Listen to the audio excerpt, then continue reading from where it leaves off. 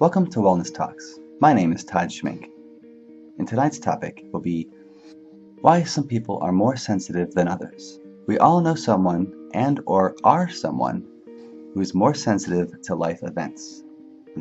You cry or laugh more quickly than others at the movies, tend to make something said more personal, or misjudge others' intents based upon something that they did. While there is a wide array of why some are more sensitive than others, the following is a brief look at the biological and social reasons for a higher degree in sensitivity. For some, it's biological. It's how they're wired and simply how they were born. They're more sensitive to emotional stimuli and are more able to detect subtle cues that others don't even notice, or if they do, don't give much worth to. If there are no coping mechanisms in place, they can experience emotions much more often, much longer, and much more strongly than the average person. While this alone would be challenging enough for any new mind to navigate and to learn how to adapt to, we also need to consider the effects of the environment based upon this biological setup. Some will have experienced an invalidating social environment, such as a home or a school or a community, that underwent some form of turmoil, a parent dying, an abusive or other traumatic situation, parents that were never around, being bullied, or a childhood illness which prevented the individual from learning healthy ways to regulate their emotions.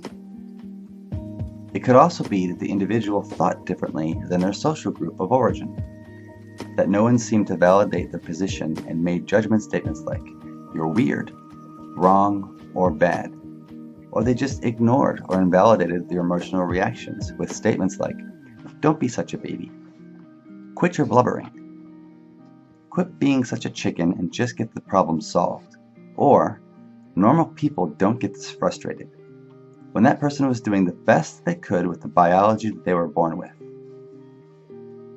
Not that this type of invalidation was done purposely or consciously. More often than not, this is far from the main reason. Often, it's the byproduct of a particular culture this person grew up within, all in which all involved were once again doing the best that they could. Perhaps they did not know how to relate, since they had never learned how to interact with those who were a little more sensitive. Or perhaps the family was under a high amount of stress and not operating optimally.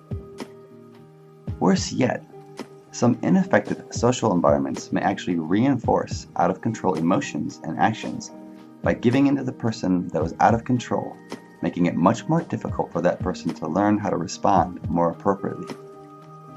The list is long. With this in mind, that biology and the social environment do very much have a heavy influence on all of us, both in our sensitivities and our callousness. The next time you find yourself judged, find you're judging someone else, or judging yourself for being too sensitive or not sensitive enough, easy to anger, depressed for no reason, or anxious all the time, take a step back, take a deep breath, and just be mindful. Try to see the situation as a learning opportunity to learn and seek new tools and more adaptive strategies. Communicate, connect. Find someone to help you learn new approaches and strategies, or if you know of such strategies, be a coach or a mentor for those encountered that are missing your insightful tools. In other words, validate theirs and your inner state and work to find a new way of approaching the situation instead of trying to use the older, ineffective ones. I hope you enjoyed this brief wellness talk. My name is Todd Schmenk.